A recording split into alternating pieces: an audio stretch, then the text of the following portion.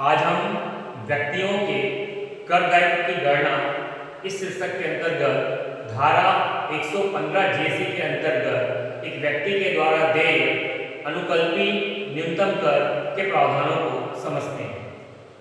Company को छोड़कर अन्य व्यक्तियों पर अनुकल्पी न्यूनतम कर, alternative minimum tax on persons other than A company. हम सबसे पहले ये समझते हैं कि किसे अनुकल्पी न्यूनतम कर देय हो।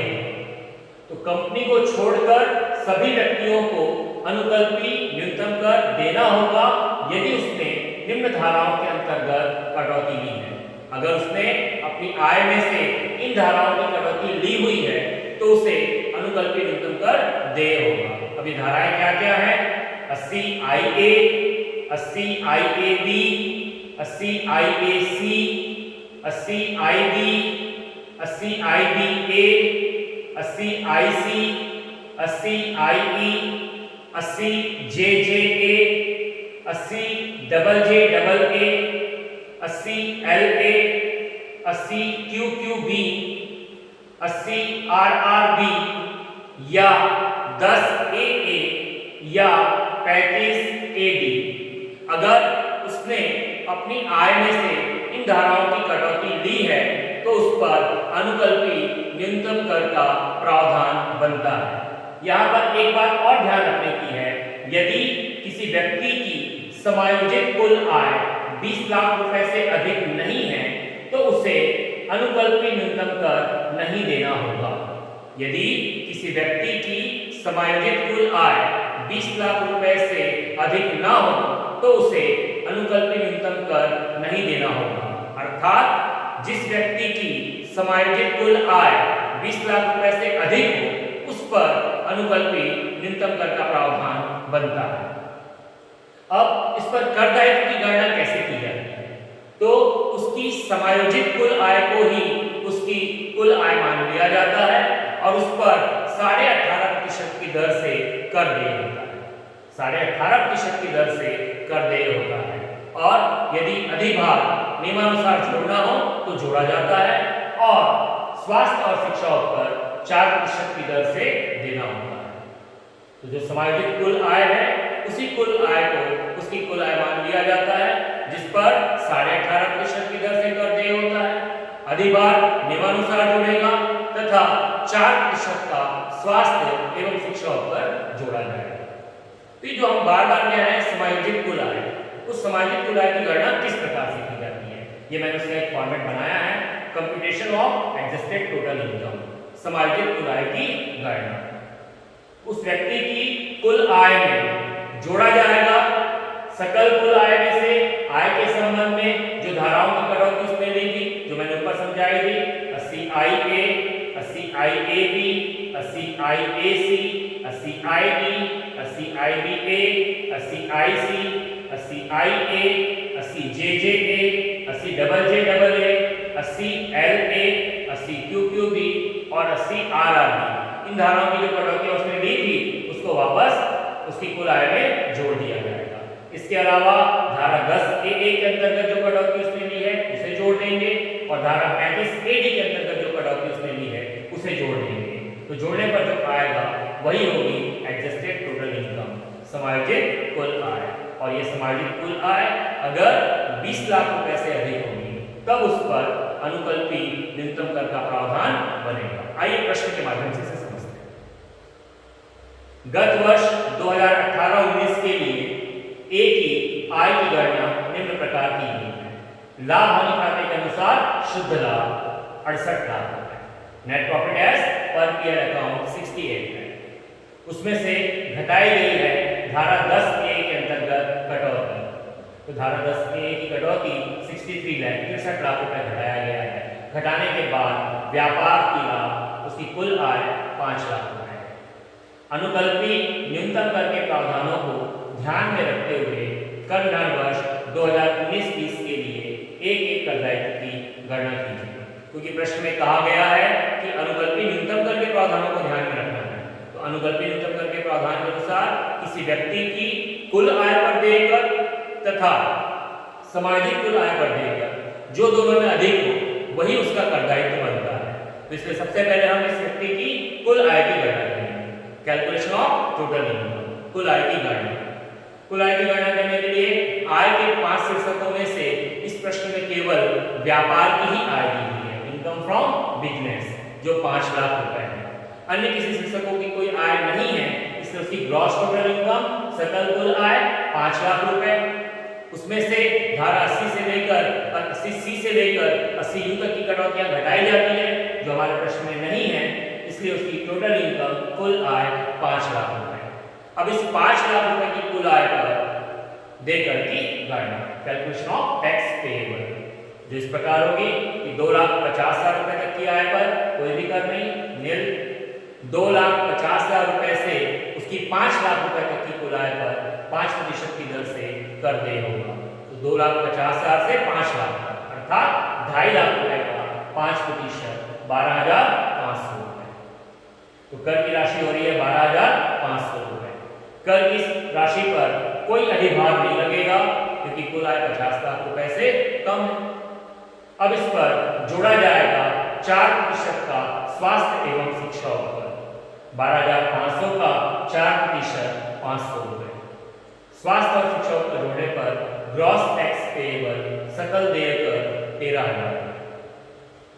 ये इस व्यक्ति की कुल आय पर सकल देय कर होगा। अब हम इसी व्यक्ति की समायोजित कुल आय पर सकल देय कर की गणना करेंगे। तो आइए उसके लिए पहले हम उसकी समायोजित कुल आय की गणना करते हैं। Calculation of adjusted total income, धारा 115 जेसी के अनुसार उसकी कुल आय जो हमने गणना की थी 5 लाख रुपए, उसमें जोड़ देंगे प्रश्न के अनुसार जो उसने धारा 10A की कटौती ली थी, वो कटौती जोड़ दी जाएगी।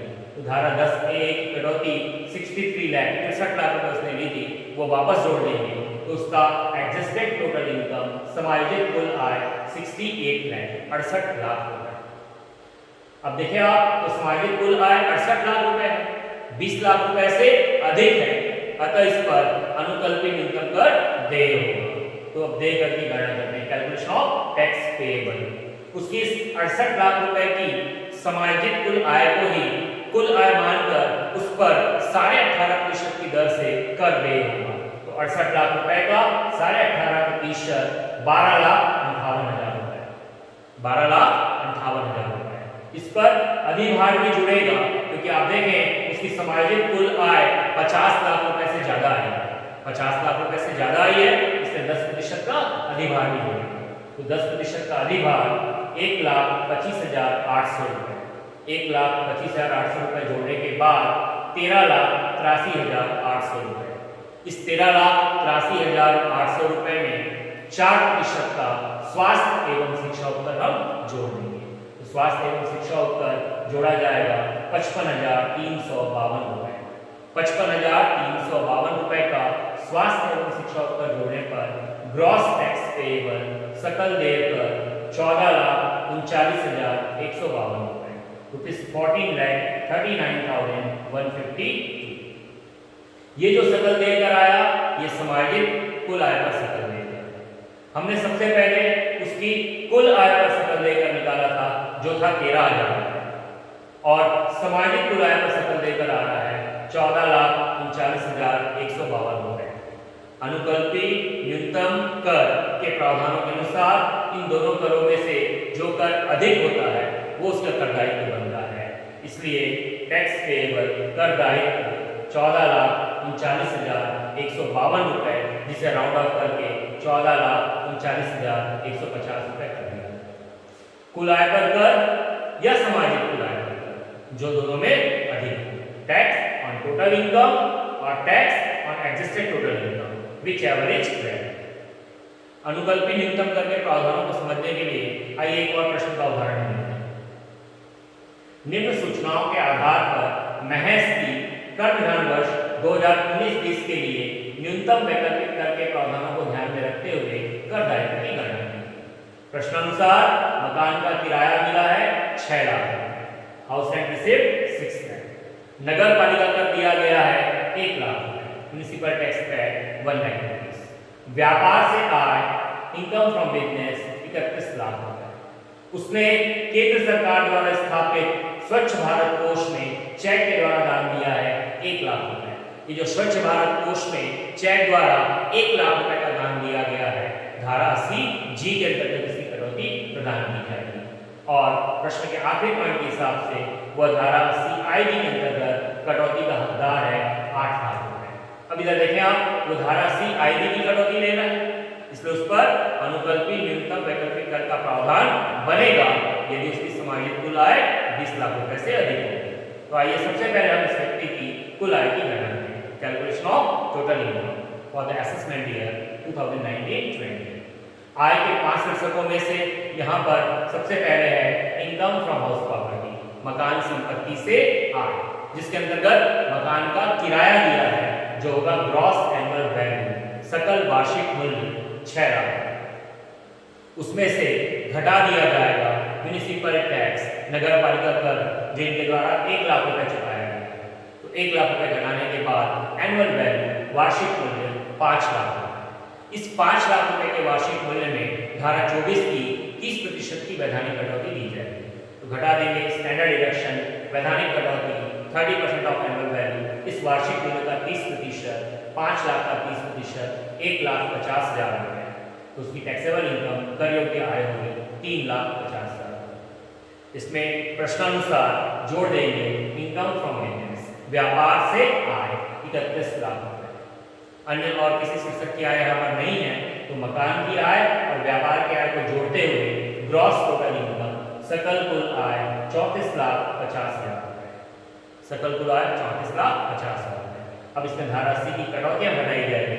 धारा 80 की कटौतियों के अंतर्गत 80 जी की कटौती है जो उसने स्वच्छ भारत कोष में दान दिया था 1 लाख रुपए का, इसकी पूरी छूट उसको धारा 80 जी के अंतर्गत मिलेगी।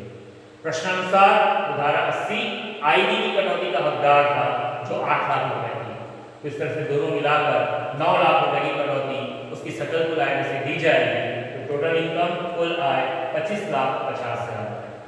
अब इस 25,50,000 रुपए की कुल आय पर हम नियमानुसार देय करों की गणना करेंगे। तो कैलकुलेशन ऑफ टैक्स पेएबल, देय कर की गणना। उसकी प्रथम 2,50,000 रुपए तक की आय पर देय कर निल, 2,50,000 रुपए तक की आय पर देय कर निल। अब 2,50,000 से अधिक और 5 लाख रुपए तक की कुल आय पर 5% की दर से कर देय होगा। तो 2,50,000 से 5 लाख रुपए तक, अर्थात 2.5 लाख रुपए का 5%, 12,500 रुपए। 5 लाख रुपए से अधिक किंतु 10 लाख रुपए तक की कुल आय पर 20% की दर से कर देय होगा। 5 लाख से 10 लाख, अर्थात 5 लाख रुपए का 20%, 1 लाख रुपए। आखिरी 10 लाख रुपए से अधिक और जो कुल आय हमने गणना की थी 25,50,000 रुपए। तो 10 लाख रुपए से अधिक और 25,50,000 रुपए तक की कुल आय पर 30% की दर से कर देय होगा। तो 10 लाख से लेकर 25,50,000 तक, अर्थात 15,50,000 रुपए का 30%, 4,65,000 रुपए देय कर होगा। सारे करों का योग हो रहा है 577,500, 5,77,500 रुपए। इस पर अधिभार नहीं जुड़ेगा क्योंकि कुल आय 50 लाख रुपए से कम है, तो कोई अधिभार नहीं है। तो कर और अधिभार की राशि 5,77,500 रुपए, जिस पर 4% की दर से हेल्थ एंड एजुकेशन से स्वास्थ्य एवं शिक्षा उत्तर जुड़ेगा 23,100 रुपए। तो 23,100 रुपए का स्वास्थ्य एवं शिक्षा उत्तर जोड़ने पर उसका ग्रॉस टैक्स पेएबल सकल देय कर 6,06,000 रुपए। ये जो सकल देय कर 6,06,000 रुपए है, ये इस व्यक्ति की कुल आय पर सकल देय है। अब अनुकल्पी न्यूनतम कर के प्रावधानों के लिए हम इसकी समायोजित कुल आय पर देय कर निकालेंगे। उसके लिए पहले हम इसकी समायोजित कुल आय की गणना करेंगे। Calculation of adjusted total income, समायोजित कुल आय की गणना धारा 115 जेसी के अनुसार। तो धारा 115 जेसी के अनुसार सबसे पहले हम उसमें लेंगे टोटल इनकम, कुल आय जो हमने कैलकुलेट की थी 25,50,000 रुपए। जो टोटल इनकम कुल आय की गणना की है 25,50,000 रुपए। इसमें हम जोड़ देंगे जो उसने प्रश्न के हिसाब से वो धारा 80 आईबी की कटौती का हकदार था, वो जो धारा 80 आईबी की कटौती है वो इस पे हम वापस जोड़ देंगे 8 लाख रुपए। तो 8 लाख रुपए जोड़ने पर इसकी एडजस्टेड टोटल इनकम, समायोजित कुल आय 33,50,000। अब ये जो समायोजित कुल आय 33,50,000 रुपए है, अगर हम इस पे ध्यान दें तो ये 20 लाख रुपए से अधिक है और ये 20 लाख रुपए से अधिक है, अतः इस पर अनुकल्पित इनकम कर का प्रावधान बनेगा। तो आइए अब इस पर हम देय कर की गणना करें। अनुकल्पित इनकम कर के प्रावधानों के अनुसार जो समायोजित कुल आय है उसे ही कुल आय मानकर उस पर 18.5% की दर से कर देय होता है। तो इस 33,50,000 रुपए की समायोजित कुल आय पर 18.5% कर जो होगा 6,19,750। इस 6,19,750 रुपए के कर पर अधिभार नहीं लगेगा क्योंकि समायोजित कुल आय 50 लाख रुपए से कम है। तो कर और अधिभार की राशि 6,19,750 है। अब इस पर 4% का स्वास्थ्य एवं शिक्षा पर जोड़ा जाएगा। 4% हेल्थ एंड एजुकेशन फीस जो यहाँ पर हो रहा है 24,790 रुपए। इस 24,790 रुपए को जोड़ने के बाद ग्रॉस टैक्स पेएबल सकल देय कर 6,44,540 रुपए, ₹6,44,540। ये जो सकल देय कर आया ये समायोजित कुल आय पर सकल देय कर। हम इस व्यक्ति के दो सकल कर निकाल चुके हैं। पहला हमने लिया था gross tax payable on total income, उस व्यक्ति की कुल आय पर सकल देय कर जो था 6,06,000 रुपए, और अभी हमने कैलकुलेट किया इसकी एडजस्टेड टोटल इनकम पे ग्रॉस टैक्स पेएबल, इसकी समायोजित कुल आय पर सकल देय कर जो कि आया है 6,44,540 रुपए। अब अनुकल्पित इनकम कर के प्रावधानों के अनुसार व्यक्ति की कुल आय पर देय कर या समायोजित कुल आय पर देय कर जो दोनों में अधिक है वही उसकी कर दायित्व बनती है। तो उसकी टैक्स लायबिलिटी 6,06,000 रुपए या 6,44,540 रुपए जो दोनों में अधिक हो, विच एवरेज ग्रेड है, इसलिए उसका टैक्स पेएबल देय कर होगा 6,44,540 रुपए। तो ये अनुकल्पित इनकम कर के प्रावधानों को इन दो प्रश्नों के माध्यम से मैंने आपको समझाने का प्रयास किया है। अनुकल्पित इनकम कर के प्रावधान उन्हीं व्यक्तियों पर लागू होते हैं जिन व्यक्ति ने अपनी सकल कुल आय में से धाराशि के अंतर्गत कुछ कटौतियां दी हो, जो मैंने आपको थ्योरी पे बताया था। इसके अलावा उस व्यक्ति की समायोजित कुल आय 20 लाख रुपए से अधिक है, तब उस पर अनुकल्पित इनकम कर का प्रावधान बनता है। और अनुकल्पित इनकम कर के प्रावधानों के अनुसार हमें दो प्रकार के कर निकालने हैं, एक उस व्यक्ति की कुल आय पर सकल देय कर और दूसरा उसकी समायोजित कुल आय पर सकल देय कर। जो दोनों में अधिक है वही उस व्यक्ति का कर दायित्व होगा। Thank you.